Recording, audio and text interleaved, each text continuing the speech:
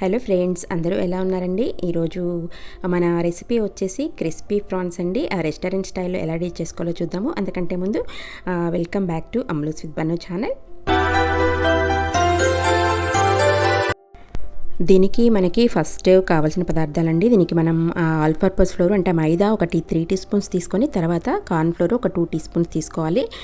ఇందులో మనం ఈ రెండింటిని కలుపుకున్న తర్వాత ఇందులో మనం చిల్లీ ఫ్లేక్స్ ఉంటాయి కదండి, చిల్లీ ఫ్లేక్స్ కొంచెము, సాల్ట్ రుచికి తగ్గట్టు సాల్ట్ వేసుకొని చిల్లీ ఫ్లేక్స్, ఆర్గానో అంటే మల్టిపుల్ హెర్బ్స్ది మనకి పౌడర్ ఉంటుంది, అది కాకపోతే గరం మసాలా పౌడర్ని వేసుకోవచ్చండి, పర్వాలేదు.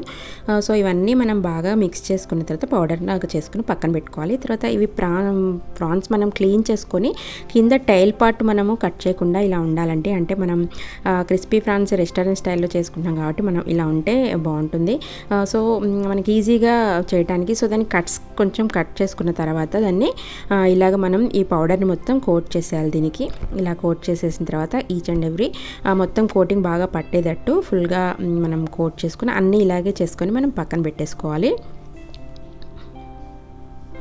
తర్వాత మనం ఇందులో ఒక ఎగ్ తీసుకోవాలండి. ఒక చిన్న బౌల్లో ఒక ఎగ్ తీసుకొని అందులో పెప్పరు, సాల్ట్ మనం కొంచెం వేసుకొని బాగా దీన్ని బీట్ చేసుకోండి. ఎగ్ని బాగా గిలకొట్టుకొని మనం బైండింగ్ అనమాట. మనం బ్రెడ్ క్రమ్స్లో మనం క్రిస్పీ కోసం బ్రెడ్ క్రమ్స్ చేస్తాం కాబట్టి దీనికి మనం బైండింగ్ కోసం ఇలాగా ఎగ్ని అంతా మనం ఇలా కొట్టుకున్న తర్వాత దీన్ని పక్కన పెట్టుకొని అన్నీ రెడీగా పెట్టేసుకోండి. సో బ్రెడ్ క్రమ్స్ మనం స్పైసీ బ్రెడ్ క్రమ్స్ అన్నా తీసుకోవచ్చండి. బ్రెడ్ క్రమ్స్ తీసుకొని దీంట్లో మనం ఫస్ట్ బీటన్ ఎగ్లో మనం ఎగ్ మిక్స్చర్ ఉంది కదా, అందులో మనం ఫుల్గా డిప్ చేసేసి ఇలాగా బ్రెడ్ క్రమ్స్ మొత్తం దానికి ఫుల్గా పట్టేటట్లు ఇలాగ చేసుకోవచ్చు. మనం ఇది డబుల్ కోట్ కూడా ఇచ్చుకోవచ్చు అండి. డబుల్ కోట్ ఇస్తే ఏంటంటే ఇంకా క్రిస్పీగా చాలా బాగుంటాయి అన్నమాట.